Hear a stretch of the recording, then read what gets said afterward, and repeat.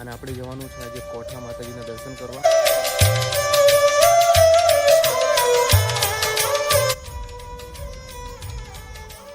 દેખાય છે તમને?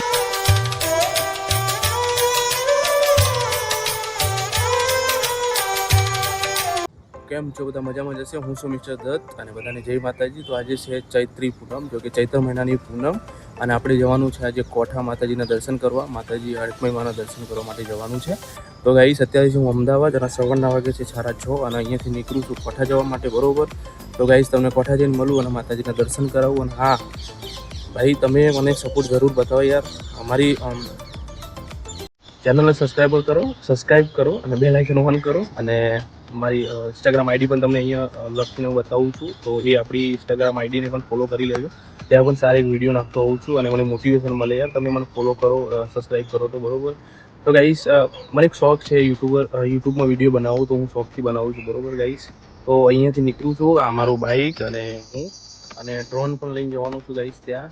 તો બહુ મજા આવવાની છે આપણા વિડીયોમાં, બરોબર. મારું ખેતર પણ બતાવીશ અને બધે વાડીએ ફરતાઈએ, માતાજીના દર્શન કરતાઈએ. તો ચલો આપણે નીકળીએ અને મળું તમને કોઠા.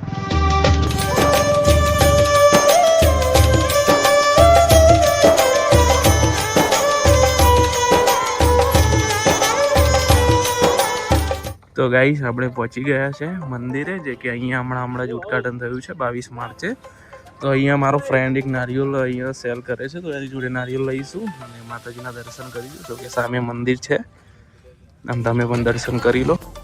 તો ગાઈસ, અહીંયા છે ને મંદિર બનવાનું છે નવું, જો કે હમણાં જ મીટિંગ થઈ હતી, અને દર્શન પણ કરી લઈએ આપણે.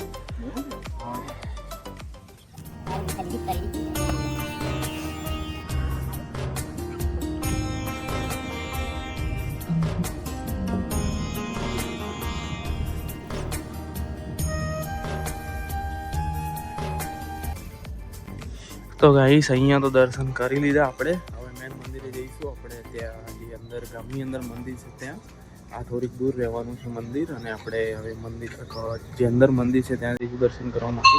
તો આપણું બાઈક અને આપણે જઈશું મંદિરે. તો ગાઈસ, જો કંઈક આજનો માહોલ આવો છે. પૂનમ છે આજે, ચૈત્રી પૂનમ, અને આજનો કંઈક માહોલ આવો છે. તો અહીંયાથી મંદિરે જઈશું આપણે અંદર. અહીંયા એક મંદિર અહીંયા છે અને એક મંદિર અહીંયા છે. અહીંયા જોગુ માતાનું મંદિર છે અને અહીંયા જ્યોતિર્લિંગમાં જે સતી માતાજીનું મંદિર છે સામે વાળું. તો મહેસાન માટે લેવાનો છે રમકડા, પણ પછી લઈશું. તો અહીંયા તો બધું નારિયેળ બધું અહીંયા મળી જ જશે, બરોબર. તમારે જો અહીંયા ફૂલ ને બધું. અને અમારી હાઈકોર્ટ દેખાય છે તમને? અમારી સમાજની હાઈકોર્ટ કહેવાય આને, કેમ કે અમારે આને પૂછ્યા વગર કઈ આગળ વધાતું નથી, બરોબર. તો દેખો ગાઈસ, જો ગાઈસ,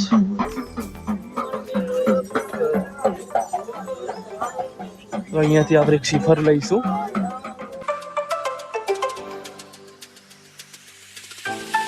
તો ગાઈસ, આપણે પ્રસાદી લઈ લીધી છે અને હવે મંદિરે જઈશું. તો ગાઈસ છે ને, આમાં અંદર અલાઉડ નથી, બરોબર, ફોન, અને અંદર વિડીયોગ્રાફર કરવા નથી દેતા, બરોબર, અહીંયાથી. તો ગાઈસ, તમને અહીંયાથી બહુ સરસ મજાનો વ્યૂ બતાવું છું, તો દર્શન કરી લેજો, બરોબર.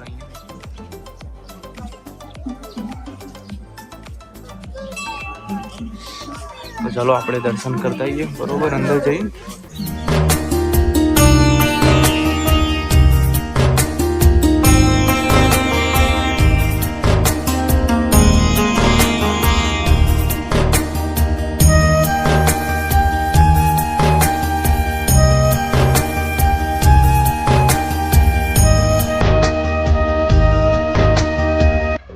દર્શન કરી લીધા અને તમે પણ દર્શન કરી લીધા. 3 શોટ કેવા લાગે જરૂર કોમેન્ટમાં બતાવજો ભાઈ, બરોબર. હવે જઈશું આપણે ઘરે. અહીંયાથી 5 કિલોમીટર દૂર છે મારું ગામ, અહીંયાથી બેડા અને આખે કોઠા, બરોબર. તો આજથી પૂનમ, તો બહુ દિવસ પછી ટાઈમ મળેલો મને, તો હું કોઠા 1.5 વર્ષ થઈ ગઈ. અને આપણી હાઈકોર્ટ છે આ.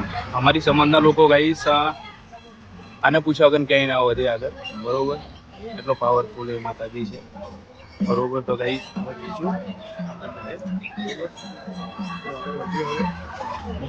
તો ગાઈસ, આપણે અહીંયાથી કંઈક શોપિંગ કરીશું, બરોબર, મારા છોકરા માટે, મતલબ કે મારી છન માટે. તો આ વાળું લેવું છે ડબુરી.